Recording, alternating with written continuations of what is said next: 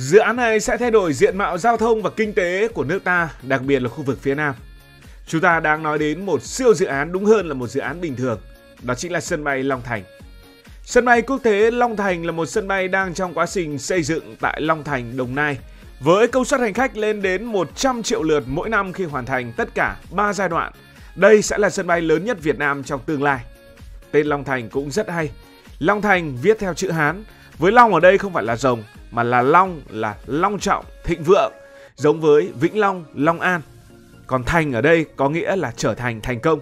Bởi vậy Long Thành được hiểu là thịnh vượng và thành công, chứ không phải là thành trì của rồng. Nhưng tại sao cần phải tốn rất nhiều tiền để xây sân bay Long Thành và lại không xây ở thành phố Hồ Chí Minh? Sân bay Long Thành cần phải được xây vì nó là phương án thay thế cho sân bay Tân Sơn Nhất tại thành phố Hồ Chí Minh. Sân bay Tân Sơn Nhất hiện nay đang quá tải.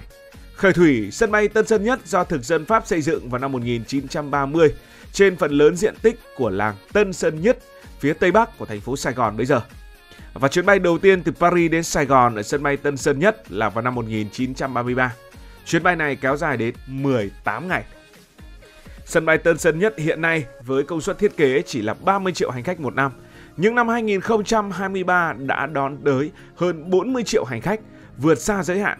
Dù nhà ga T3 mới mở cửa vào năm 2025, nâng công suất lên 50 triệu hành khách một năm, nhưng dự báo cuối năm 2025 thì có thể đạt đến 70-80 triệu hành khách. Vẫn tiếp tục quá tải và tương lai chắc chắn sẽ còn tăng hơn nữa. Không xây sân bay mới thì còn quá tải nhiều hơn nữa. Sân bay Tân Sơn Nhất tắc nghẽn khiến người dân nếu mà làm thủ tục phải xếp hàng dài cả tiếng đồng hồ mới qua được cửa an ninh. Nhà đầu tư nước ngoài, những người đổ tiền vào Việt Nam luôn đặt câu hỏi cho tình trạng này. Thế này thì làm sao mà tiền chảy trơn tru được? Hiện nay sân bay Tân Sơn Nhất chỉ có 2 đường băng, cao điểm hơn 400 chuyến bay một ngày, máy bay xếp hàng dài, hành khách chen chúc.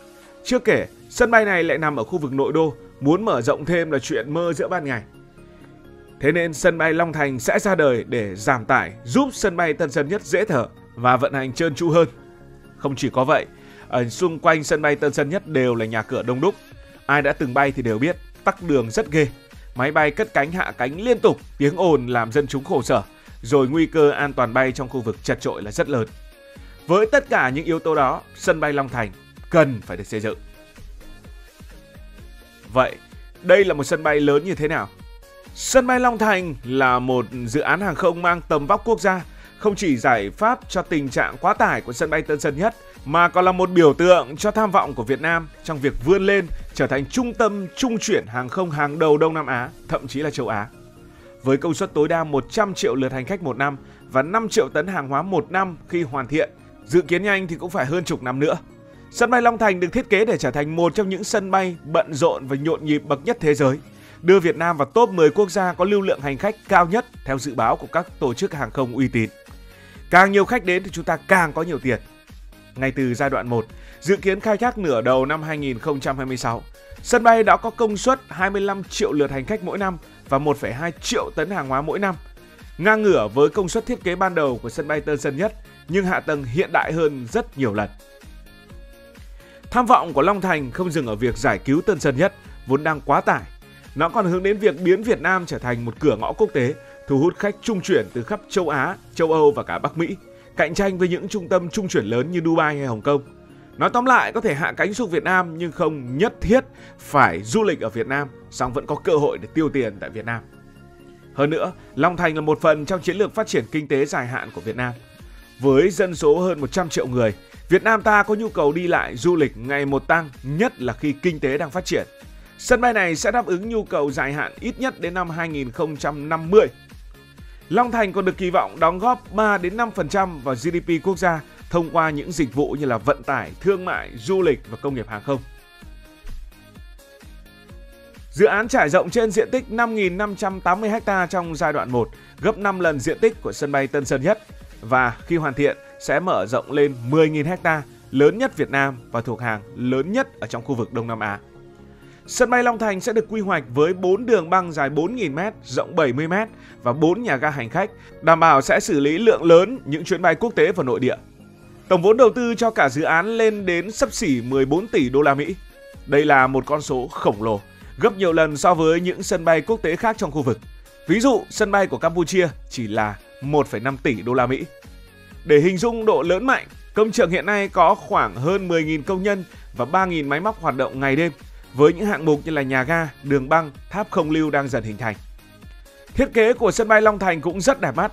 Nhà ga hành khách được lấy cảm hứng từ bông sen cách điệu quốc hoa của Việt Nam với mái vòm xếp chồng tinh tế mang đậm dấu ấn văn hóa. Thiết kế này do một đơn vị của Hàn Quốc đứng sau, và đây cũng là đơn vị đứng sau sân bay Incheon nổi tiếng thực hiện. Mái nhà ga sử dụng cấu trúc thép hiện đại, tạo không gian thoáng đãng, kết hợp ánh sáng tự nhiên và các chi tiết nội thất lấy cảm hứng từ hoa sen như họa tiết trên trần, sàn những khu vực chờ. Nhà ga không chỉ đẹp mà còn thông minh với hệ thống cách nhiệt, chống thấm và tiết kiệm năng lượng, đáp ứng tiêu chuẩn sân bay xanh quốc tế. Ngoài ra, Long Thành còn có những công trình phụ trợ hoành tráng như tháp không lưu cao 115 m và các khu vực thương mại. Đồng Nai đang quy hoạch thêm khu thương mại tự do và mô hình đô thị sân bay, biến Long Thành trở thành một trung tâm kinh tế sầm uất, nơi hành khách không chỉ bay mà có thể mua sắm, làm việc và khám phá. Sân bay được trang bị công nghệ tiên tiến nhất, từ hệ thống radar không lưu thế hệ mới đến quầy check-in tự động, khu vực tự làm thủ tục và cổng an ninh sinh trắc học giúp hành khách tiết kiệm thời gian tối đa. Hệ thống quản lý hành lý thông minh đảm bảo vali của bạn không bị thất lạc, trong khi các màn hình thông tin chuyến bay tích hợp AI cung cấp cập nhật theo thời gian thực. Bên trong là những khu vực mua sắm miễn thuế rộng lớn, các nhà hàng đa phong cách từ Á đến Âu và phòng chờ VIP sang trọng. Có cả không gian nghỉ ngơi với những phòng ngủ mini, khu vui chơi trẻ em, đúng tiêu chuẩn sân bay quốc tế. Long Thành cũng tích hợp công nghệ xanh như hệ thống năng lượng mặt trời, tái chế nước và cây xanh khắp nhà ga, tạo cảm giác gần gũi với thiên nhiên. Long Thành không chỉ là một sân bay mà là biểu tượng tham vọng của Việt Nam. Dự án được ví như cánh cửa mở ra thế giới, giúp Việt Nam khẳng định vị thế trong mạng lưới hàng không toàn cầu. Khi hoàn thành, Long Thành sẽ đảm nhận 90% chuyến bay quốc tế để Tân Sơn Nhất tập trung vào nội địa và những chuyến bay giá rẻ dưới 1.000 cây số, tối ưu hiệu quả của cả hai sân bay. Vietnam Airlines sẽ là hãng chủ lực tại Long Thành với những chuyến bay tầm xa đến châu Âu, Mỹ và Úc, cạnh tranh với những hãng lớn như Singapore hay là Emirates. Về kinh tế, Long Thành là cú hích khổng lồ cho Đông Nam Bộ. Sân bay sẽ tạo ra hàng nghìn việc làm, thu hút đầu tư nước ngoài, thúc đẩy các ngành du lịch, bất động sản. Kế hoạch kết nối hạ tầng cũng rất ấn tượng với những đường cao tốc và những tuyến đường sắt nhẹ được xây dựng. Tuy nhiên, thách thức hiện tại là thời gian kết nối giữa Tân Sơn Nhất và Long Thành có thể lên đến 5 tiếng nếu hạ tầng không được cải thiện, đòi hỏi đầu tư đồng bộ hơn. Dù hoành tráng, Long Thành cũng đối mặt với thách thức. Chi phí đầu tư 14 tỷ đô gây ra những suy tư về hiệu quả kinh tế.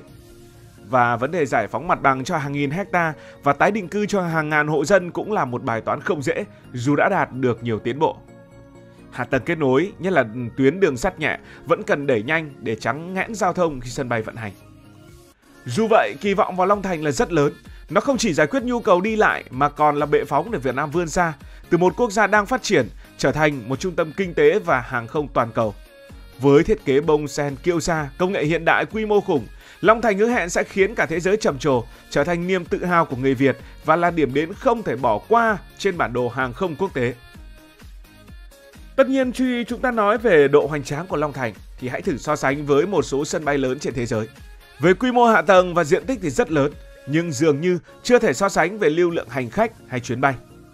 Ví dụ, sân bay Changi ở Singapore là một sân bay có khu vực diện tích 1.300 ha, nhỏ hơn Long Thành rất nhiều lần, nhưng đã vận hành đầy đủ 3 đường băng và 4 nhà ga. Hiện tại, sân bay này phục vụ 82 triệu khách mỗi năm và xử lý hơn 5 triệu tấn hàng hóa với hàng trăm chuyến bay mỗi ngày, kết nối hơn 200 điểm đến.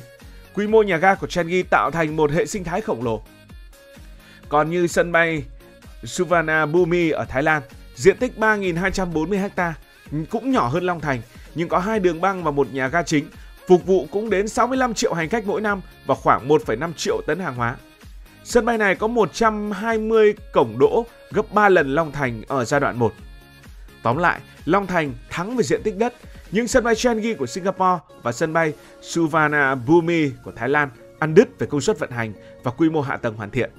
Nhưng Long Thành thì vẫn đang xây, mức độ hiện đại chỉ đánh giá qua thiết kế và công nghệ được lên kế hoạch. Đó là quy mô, còn về tiện ích, vì chưa vận hành nên sân bay Long Thành chưa có tiện ích thực tế như khu mua sắm hay phòng chờ, nên độ tiện ích này vẫn chỉ là tiềm năng. Còn hãy nhìn sang những sân bay khác, sân bay Changi thì hiện đại khỏi bàn. Nó dùng robot dọn dẹp, AI dự đoán dòng khách và cổng an ninh tự động. Hành khách có thể check-in qua app, dùng quầy check-in tự động và tận hưởng hồ bơi trên sân thượng, rạp chiếu phim cùng 280 cửa hàng ăn uống từ sao Michelin đến quán bình dân. Thác nước trong nhà cao 40 m là biểu tượng của sự hiện đại. Sân bay Suvarnabhumi ở Thái Lan cũng không kém, với nhà ga chính có check-in tự động, cổng an ninh nhanh và hệ thống quản lý hành lý tiên tiến. Tiện ích ở đây bao gồm khu mua sắm quốc tế, nhà hàng Thái đỉnh cao và phòng chờ sang trọng dù không đa dạng bằng check-in. So ra, Long Thành có thiết kế và công nghệ tiềm năng ngang tầm nhưng chưa vận hành nên chưa thể so độ hoành tráng, độ xịn với những sân bay của Singapore hay Thái Lan vốn đã là những sân bay cấp cao. Cảm ơn vì đã quan tâm theo dõi câu chuyện này. Nếu cảm thấy thú vị, bạn có thể nhấn nút đăng ký kênh, bật chuông thông báo và chia sẻ. Còn bây giờ thì xin được nói lời chào tạm biệt. Cảm ơn các bạn đã dành sự đồng hành cùng Hải Thanh Story. Đi qua những vùng đất, khám phá những điều mới.